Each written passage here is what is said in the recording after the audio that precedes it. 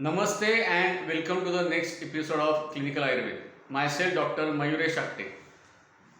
We are discussing Prabhav and we have discussed two aspects of Prabhav in last episode. One is comparison between two drugs having same rasa viribha guna and one of them produces a totally different action than other. This karma or this action can't be explained on the basis of rasa viribha guna theory. You can't establish the Karyakaran bhav between the action or karma of that drug and its configuration of rasaguna virya vipak. So it is beyond the chintan, it is a binatural action and hence it is considered as prabhav.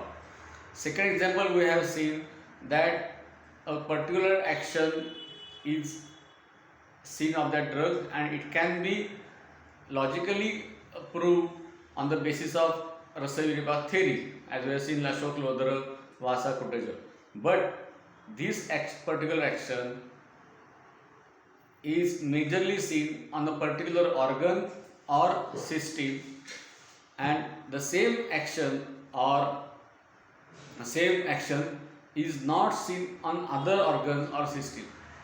Now, why that drug producing the action has affinity to a particular organ or system can't be explained. It is the affinity of that drug towards that organ or the system is by nature and it is beyond our chintan, imagination. Hence, it is called as prabhav. This is one of the opinion in the commentary of Ayurveda. We will see today another aspects of prabhav. Now you know Kanchana as Kashaya Katu, she is Laghu Dravya, and having in the text they have given Prabhav as Gandhamala Nasha. Now it's obvious that Kashaya Ras, Ruksha Guna, Laghu Guna all are Kafagna and Medagna, and Gandhamala is the disease of these two. Kanchana is supposed to do that action. So Karyakaran Bhav of Gandhamala Nasha is easily proved on the basis of rasa guna virya theory. Still, in the books, you will find that this action is mentioned under prabhav. Why so? In the last episode, we have seen the Gruta and Shira example having same rasa vipak, but Gruta produces Dipan karma which Dudha doesn't do, and this action of Dipan karma, this action of Dipan is not, we can't be explained on the rasa virya vipak theory. Here, action of Gandhamala Nasha can be established on the basis of rasa vipak virya theory, but the dravya having same configuration like Kashaya Katushit Laghu do not produce Gandhamala Nasha action as Kanchana produces.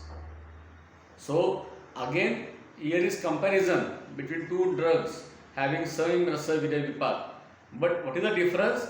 That the logic or karyakaran bhav of that action of one drug like Kanchana can be explained on the basis of rasa guna virya vipak theory.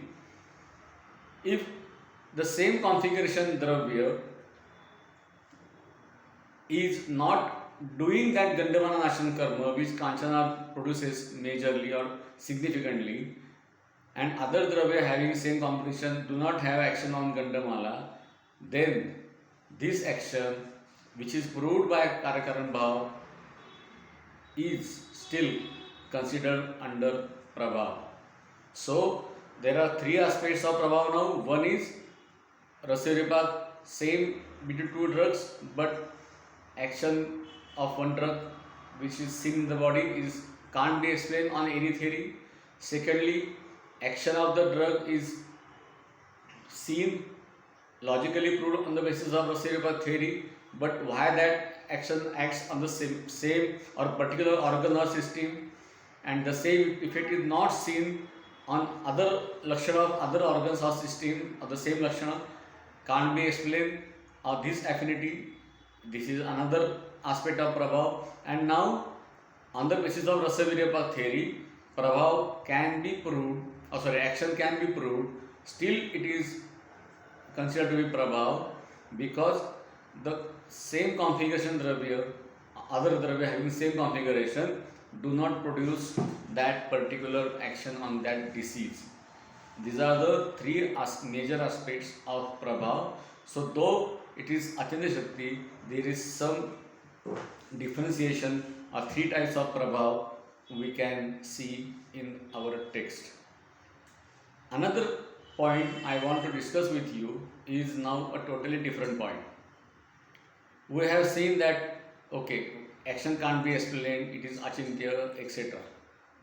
But nowadays, we have a very advanced phytochemistry or biochemistry.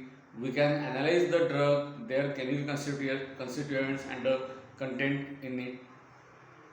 Can we use this biochemistry or phytochemistry to help to understand the action of our drug? I will give you one example.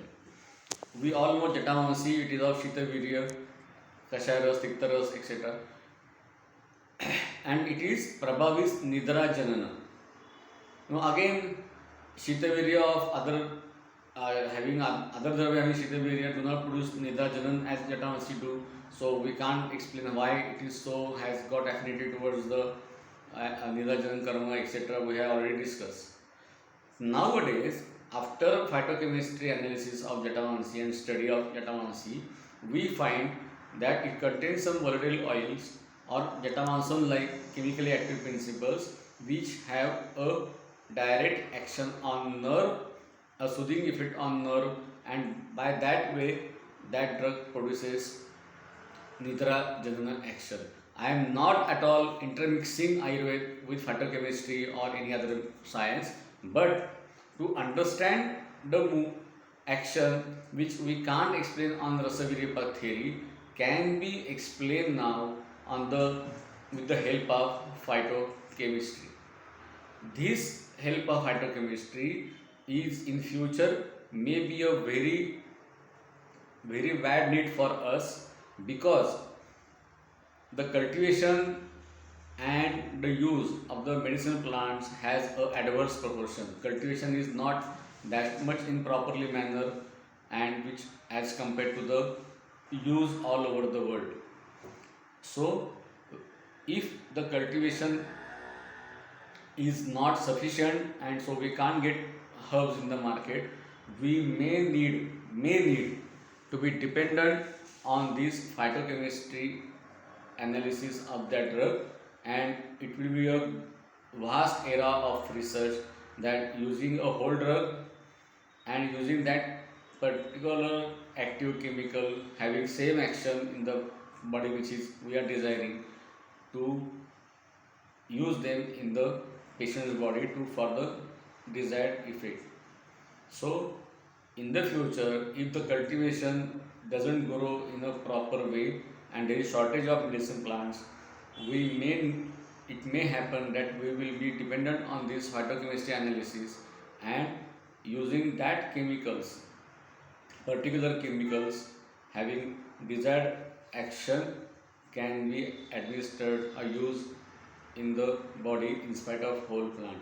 Again, this is my opinion and it is a big chapter of discussion and research, but it may arise in future. So by phytochemistry analysis and use of phytochemical chemistry, we can analyze that this action which is not explained by the Rasa-Virya theory can be explained on the basis of chemical constituents.